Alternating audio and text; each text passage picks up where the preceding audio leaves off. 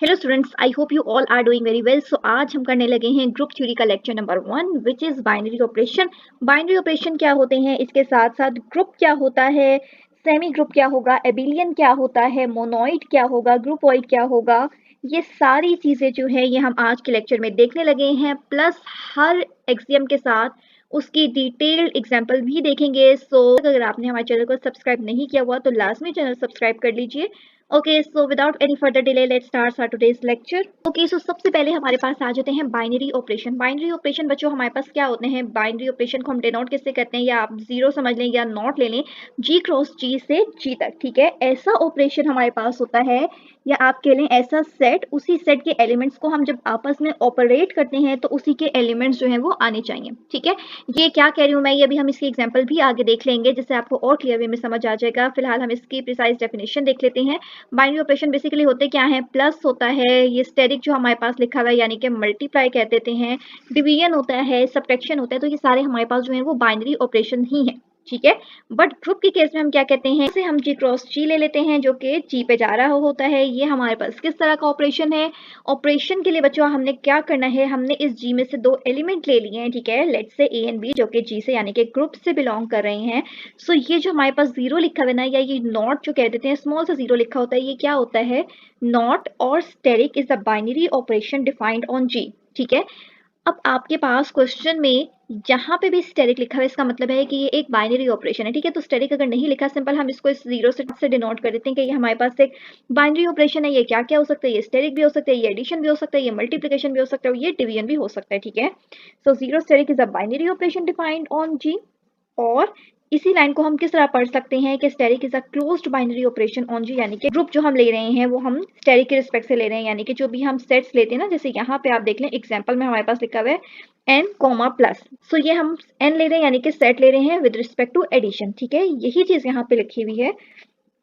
और G is closed with respect to asterisk, यानी कि अगर हम अपना कोई ग्रुप ले रहे हैं तो वो मल्टीप्लिकेशन के रिस्पेक्ट से प्रॉपर्टीज फुलफिल कर रहा होगा, यानी कि वो ग्रुप बन रहा होगा। या फिर closure law hold with respect to asterisk in G, या क्लोजर लॉ जो है वो होल्ड करता है ग्रुप के लिए अगर हम स्टेरिक ले रहे हैं। ठीक है, ये सारी लाइंस जो है इन सारों का मतलब सेम ही है। क्या मतलब है कि हम जो भी बाइनरी ऑपरेशन ले रहे हैं, ठीक है, वो हमारे पास उस सेट के रिस्पेक्ट से ग्रुप बना रहा है।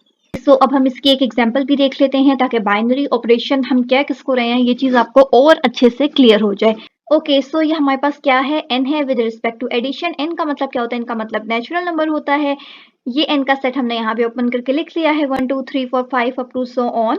सो यहाँ पे बाइनरी ऑपरेशन हमारे पास एडिशन है। अब हमने करना क्या है, दो एलिमेंट्स ले लेने हैं, a is equal to 2 and b is equal to 3। अब जब हम इन्हें ऐड कर रहे हैं यानी कि 2 प्लस 3 करेंगे तो 5 आएगा, तो वो भी n से ही बिलोंग कर रहा है। ठीक है, सो बेसिकली बाइनरी ऑपरेशन की जो डेफिनेशन थी वो क्या थी कि हम ग्रुप के ही कोई दो एलिमेंट लें, उन पे वो ऑपरेटर यानी कि यहाँ पे एडिशन है वो एडिशन ऑपरेट करवाएं, तो एंड में हमारे पास जो आंसर है वो भी उसी सेट में से ही बिलोंग करना चाहिए। ठीक है, सो यहाँ पे जो दो हमने एलिमेंट लिए थे 2 और 3 वो नेचुरल नंबर से बिलोंग करते थे, और जब हमने उनका सम किया है तो उसका आंसर भी n से यानी कि नेचुरल नंबर से बिलोंग कर रहा है। So addition is a closed binary operation on N. So हम कह सकते हैं कि एडिशन के रिस्पेक्ट से एन जो है वो एक क्लोज्ड बाइनरी ऑपरेशन है। अब हम इसके कुछ एक्सियम्स देख लेते हैं और बेसिकली देख लेते हैं कि ग्रुप, सेमी ग्रुप, मोनोइड, ग्रुपॉइड, ये जो सारी टर्म्स है ये हम किस चीज को कहते हैं। Okay, so now we have the following axiom group. Group को हम किस तरह डिनोट करते हैं, जब भी हम ग्रुप की बात करेंगे तो यहाँ पे हमारे पास यहाँ पे वो सेट लिखा होगा जिसे हमने ग्रुप प्रूफ करना है, और इस नॉट का मतलब है कि यहाँ पे वो ऑपरेशन लिखा हुआ होगा, वो बाइनरी ऑपरेटर लिखा होगा जिसकी रिस्पेक्ट से हमने उस सेट को चेक करना है। ठीक है, तो हर एक्सियम के साथ साथ हम उसकी एग्जाम्पल भी देख लेते हैं ताकि हमें ये चीज बहुत ही अच्छे से समझ आ जाए। सबसे पहला हमारे पास एक्सियम या लॉ क्या होता है, क्लोजर लॉ होता है। ठीक है, ये हम लास्ट में देखेंगे कि हम ग्रुप किसको कह रहे हैं और मोनोइड सेमी ग्रुप किस चीज को कह रहे हैं। ओके, सो सबसे पहले आ जाता है क्लोजर लॉ। क्लोजर लॉ हमारे पास क्या है, not is closed binary operation if for all A and B belongs to G. और हम इसे लिखते कैसे हैं कि ए नॉट बी बिलोंग करेगा जी से। ठीक है, बहुत ही इजी चीज है, कुछ भी नहीं है। क्लोजर लॉ का मतलब होता है कि हम यहाँ पे जो भी ग्रुप यानी कि जो भी सेट ले रहे हैं उसके हमने दो एलिमेंट्स लेने हैं। ठीक है, उन दो एलिमेंट्स को हम ए और बी यानी कि दो एलिमेंट्स ले लिए, एक को ए कह देंगे एक को बी कह देंगे, वो जी से ही बिलोंग करने चाहिए यानी कि उसी सेट से बिलोंग करेंगे। और जब उसका आंसर आएगा, कैसे आंसर आएगा, जब हम उस पर ऑपरेशन यानी कि बाइनरी ऑपरेशन ऑपरेट करवाएंगे।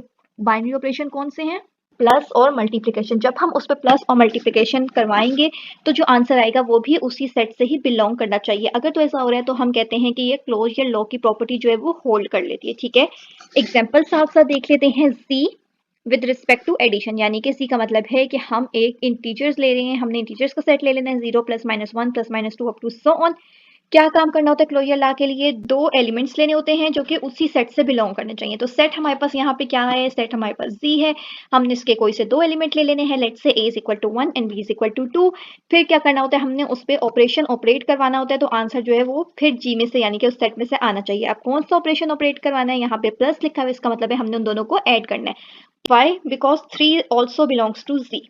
ठीक है, नेक्स्ट देख लेते हैं एसोसिएटिव लॉ क्या होता है। एसोसिएटिव लॉ हमारे पास होता है hold associative property if for all A B and C belongs to G. अब सिमिलरली जैसा हम यहाँ पे क्लोजर लॉ के लिए दो एलिमेंट्स थे उस सेट के लेते हैं और उन पे ऑपरेट करवा के देखते हैं कि आंसर उसी से बिलोंग करना चाहिए, इसी तरह एसोसिएटिव में हम तीन एलिमेंट ले लेते हैं उस सेट के। किस तरह हमने लिखनी होती है? क्या हमारे पास चीज एसोसिएटिव लॉ होता क्या है? A not B not C equal होना चाहिए ए नॉट बी। तो इसके लिए हमने क्या करना है? इसके लिए एग्जांपल देख लेते हैं। अगेन हम सेट क्या ले रहे हैं? सी ले रहे हैं, यानी कि इंटीजर ले रहे हैं। ऑपरेटर क्या ले रहे हैं? एडिशन ले रहे हैं। ठीक है, करना क्या है? इस नॉट का मतलब इसकी जगह प्लस लिख लेंगे और एबीसी की जगह जी के हम वैल्यूज ले लेनी है। ठीक है, अब जी के इंटीजर्स की वैल्यूज हम कोई सी भी तीन वैल्यूज ले लेते हैं। ए को 1 कह देंगे, बी को 2 कह देंगे और सी को 3 कह देंगे। ये तीनों जी से बिलोंग करते हैं, यानी कि इंटीजर सेट से हमने एलिमेंट्स लिए हैं। अब आपने क्या करना है? एसोसिएटिव लॉ का जो फॉर्मूला है वो लिखना होता है ABC is equal to ABC. पहले लास्ट वाले 2 पे ब्रैकेट्स लगा दें और राइट साइड पे फर्स्ट 2 पे ब्रैकेट लगा सकते हैं। ठीक है, इसी की जगह हमने इनकी वैल्यूज पुट करनी है। 2 में 3 ऐड करेंगे 5, 1 में 5 ऐड करेंगे 6। सिमिलरली पहले 1 में 2 ऐड कर लेते हैं 3 और 3 में 3 ऐड करेंगे 6। दोनों साइड्स इक्वल जब आ जाएंगी तो इसका मतलब है कि एसोसिएटिव लॉ जो है वो होल्ड कर रहा है। अब लास्ट में आपने देखना है कि जो आपके पास आंसर आ रहा है 6, ये भी इसी सेट से बिलोंग कर रहा है या नहीं। तो 6 हमें पता है कि ये भी इंटीजर सेट के अंदर ही आता है, इसका मतलब है कि ये हमारे पास जी विद रिस्पेक्ट टू एडिशन जो है वो एसोसिएटिव लॉ होल्ड करता है। ठीक है, लॉज आपके पास ये वाले होते हैं, जो भी सेट और जो भी ऑपरेटर दिया होता है वो आपने बारी बारी में पुट करना होता है। अगर तो कंडीशन सेटिस्फाई कर लेती है तो फिर हम कहते हैं कि ये सेट इस बाइनरी ऑपरेटर के रिस्पेक्ट से वो प्रॉपर्टी जो है वो होल्ड कर लेता है। Okay, so the third one is the existence of identity. Existence of identity हमारे पास को थर्ड प्रॉपर्टी होती है। इसमें हमने क्या करना होता है? For all A belongs to G there exist E belongs to G such that A dot E equal होगा E dot A which is equal to A. बहुत ही इजी प्रॉपर्टी है। इसमें हमने करना क्या होता है? जी यानी कि जो भी हम अपना सेट ले रहे हैं, जो भी हमारे पास ग्रुप है, हमने उसमें से एक एलिमेंट लेना होता है। जो भी हमारे पास ग्रुप है उसके सारे एलिमेंट्स में से हम कोई भी एक एलिमेंट ले लेते हैं, उसको हम ए कह देते हैं। अगर हमारे पास कोई ऐसा एलिमेंट है जी का, तो फिर हमारे पास कोई एक ऐसा एलिमेंट भी जी में एग्जिस्ट करेगा जिसको हम ई कहते हैं, यानी कि आइडेंटिटी हो कि जब आप ए को ई के साथ ऑपरेट करें तो आंसर आपके पास ए ही आना चाहिए। ठीक है, अब ये इसको जब हम एग्जांपल से देखेंगे तो ये आपको बहुत ही अच्छे तरीके से समझ आ जाएगा कि ये क्या चीज़ है। सबसे पहले आपको ये समझना ज़रूरी है कि आइडेंटिटी एलिमेंट्स होते क्या हैं। ठीक है, आइडेंटिटी एलिमेंट हमारे पास क्या होते हैं? 0 होता है विद रिस्पेक्ट टू एडिशन और 1 होता है विद रिस्पेक्ट टू मल्टीप्लिकेशन। ठीक है, यानी कि एडिशन के रिस्पेक्ट से हमारे पास आइडेंटिटी एलिमेंट 0 होगा और मल्टीप्लिकेशन के लिए 1 होगा। इसका क्या मतलब है? इसका मतलब होता है आइडेंटिटी एलिमेंट का कि हम किसी नंबर में क्या चीज़ ऐड करें कि आंसर वही आ जाए। ठीक है, तो एडिशन के लिए हम क्या करेंगे? 0 ही वो नंबर होता है ना कि आप जैसे 6 में आप 0 ऐड करेंगे तो आपके पास आंसर 6 आ जाएगा। इसी तरह मल्टीप्लिकेशन के केस में 1 हमारे पास वो नंबर होता है कि अगर हम किसी नंबर को 1 से मल्टीप्लाई करेंगे तो आंसर हमारे पास अगेन वही नंबर आ जाएगा। ठीक है, वही एग्जांपल ले लेते हैं 6 1 जा 6, तो हमारे पास आंसर 6 वापस आ रहा है। इसमें हमारे पास आइडेंटिटी एलिमेंट क्या था? 1 था, जिसकी वजह से हमें अगेन आंसर जो है वो 6 ही मिला है। ठीक है, एग्जाम्पल देख लेते हैं। एग्जाम्पल नंबर 1 है हमारे पास n with respect to addition, यानी कि सेट हम कौन सा ले रहे हैं, ग्रुप हम कौन सा ले रहे हैं, n ले रहे हैं विद रिस्पेक्ट टू एडिशन, हमने उसको चेक करना है। ठीक है, सो आइडेंटिटी की कंडीशन हमें चेक करने के लिए क्या करना है? n नेचुरल लॉग का हमने पूरा सेट लिख लिया है 1 2 3 अप टू सो ऑन। अब हमने इसका एक एलिमेंट ले लेना है, वो क्या होगा? a। ठीक है, यहाँ पे देखें साथ साथ हम इसके डेफिनेशन से मैच कर लेते हैं। a बिलोंग्स टू g, यानी कि हमने ग्रुप में से कोई एक एलिमेंट लेना होता है, वो हम 2 ले रहे हैं, but there does not exist e belongs to 0। फिर क्या होना चाहिए? अगर एक ग्रुप का हम एलिमेंट ले रहे हैं तो ग्रुप में कोई ऐसा एलिमेंट भी होना चाहिए जिसको हम ई कहेंगे। ठीक है, ई क्या होगा? आइडेंटिटी ऑपरेटर होगा। ठीक है, ये जिस नंबर को हम उससे ऑपरेट करवाएंगे तो आंसर हमारे पास वही आएगा, यानी कि 2 है तो 2 के लिए हमारे पास इसी सेट में कोई ऐसा एलिमेंट होना चाहिए कि 2 को जब हम जिसके साथ ऑपरेट करवाएंगे, क्या ऑपरेट करवाना है? प्लस, यानी कि 2 को जब हम उसी नंबर के साथ ऐड करेंगे तो आंसर हमारे पास 2 ही आना चाहिए। तो क्या हमारे पास नेचुरल लॉग में कोई ऐसा एलिमेंट आता है कि 2 को जब हम उसके साथ ऐड करें तो आंसर 2 ही आए? The answer is no. इसका मतलब है कि हम यहाँ पे लिखेंगे but there does not exist E is equal to 0, कि हमारे पास कोई ऐसा आइडेंटिटी ऑपरेटर जो है वो एग्जिस्ट नहीं करता। ठीक है, अगर हमारे पास यहाँ सेट में 0 होता तो हम उस ई को 0 के इक्वल लिख देते, बट यहाँ हमारे पास सेट में 0 है ही नहीं, तो इसका मतलब है कि हमारे पास वो आइडेंटिटी ऑपरेटर ही इस सेट में एग्जिस्ट नहीं करता। तो फिर हम कहते हैं कि n with respect to addition not hold the condition of identity existence, यानी कि नेचुरल नंबर को अगर हम with respect to addition check करते हैं तो वो हमारे पास ग्रुप नहीं बनता। क्यों नहीं बनता? क्योंकि वो आइडेंटिटी की कंडीशन को सेटिस्फाइड नहीं करता। ठीक है, हम वो एग्जांपल ले लेते हैं जिसमें ग्रुप बनेगा, यानी कि आइडेंटिटी की कंडीशन सेटिस्फाई हो रही होगी। ओके, सो यहाँ पे हमारे पास सेकंड एग्जांपल है z with respect to addition, यानी कि अगेन हम इंटीजर्स ले रहे हैं, इंटीजर्स का ग्रुप ले रहे हैं, उसको हमने कौन से रिस्पेक्ट से लेना है? एडिशन की रिस्पेक्ट से। सो z हमारे पास क्या होता है? 0 plus minus 1 plus minus 2 up to सो ऑन। ये हमने अपना इंटीजर्स का सेट लिख दिया है, इसका हमने कोई भी एक एलिमेंट आप उठा लें, for example a is equal to 1, हमने वो एलिमेंट ले लिया है 1। अब हमने क्या करना है? ये z से बिलोंग कर रहा है, z के अंदर ही लिखा हुआ है 1, इसलिए हमने आगे लिख दिया कि z बिलोंग टू z। अब देखें इसमें कोई आइडेंटिटी ऑपरेटर है, यानी कि 1 को हम इसी के किसी एलिमेंट के साथ ऐड करें तो आंसर हमारे पास 1 आ रहा है। तो कौन सा हमारे पास वो ऑपरेटर है? 0। ठीक है, 0 यहाँ लिखा हुआ है तो हम कहेंगे कि e इज इक्वल टू 0। ठीक है, अगर लिखा हुआ होगा तो हम उसको e के सामने लिख देंगे, अगर नहीं होगा तो हम उसे नहीं लिखेंगे और कहेंगे कि does not exist. So e को हमने 0 के इक्वल कर दिया है और ये 0 भी z में बिलोंग कर रहा था, इसलिए हमने यहाँ पे बिलोंग्स टू z लिख दिया है। ओके, सो यहाँ पे देख लीजिए 1 में जब हम 0 ऐड करते हैं तो हमारे पास आंसर अगेन 1 ही आ रहा है, और ये जो 1 है ये भी हमारे पास यहाँ z के सेट में एग्जिस्ट कर रहा है, यानी कि 1 बिलोंग कर रहा है z में। तो फिर हम कहेंगे कि z satisfied the condition of identity existence. ठीक है, बेसिकली करना क्या होता है, ये जो हमारे पास फॉर्मूला होता है आइडेंटिटी का, एसोसिएटिव का, क्लोजर का, ये हमने होल्ड करवाना होता है। ठीक है, ये फॉर्मूला लिखना होता है, यहाँ पे जो आपके पास ग्रुप है उसके एलिमेंट आपने उस फॉर्मूले में पुट करना होता है। ऑपरेटर की जगह आप यहाँ पे जो भी लिखा हुआ है, अगर प्लस है तो प्लस ले लेना है, अगर स्टेरिक यानी कि मल्टीप्लाई है तो हम मल्टीप्लिकेशन ले लेते हैं। ठीक है, अब यहाँ पे प्लस होने का मतलब था कि जब हम इन दोनों नंबर्स को, यानी कि 1 में 0 को हमने ऐड करना है। ठीक है, अगर यहाँ मल्टीप्लाई होता तो फिर हम यहाँ पे उसके रिस्पेक्ट से मल्टीप्लाई का सिंबल यूज कर लेते। ठीक हो गया, सो यहाँ पे हमारे पास आइडेंटिटी की कंडीशन होल्ड कर जाती है। ठीक है, next, okay, so the fourth one is the existence of inverse. Fourth property हमारे पास क्या होता है? इनवर्स चेक करना होता है हमने। इनवर्स के लिए फॉर्मूला क्या होता है? For all A belongs to G there exist A inverse belongs to ji.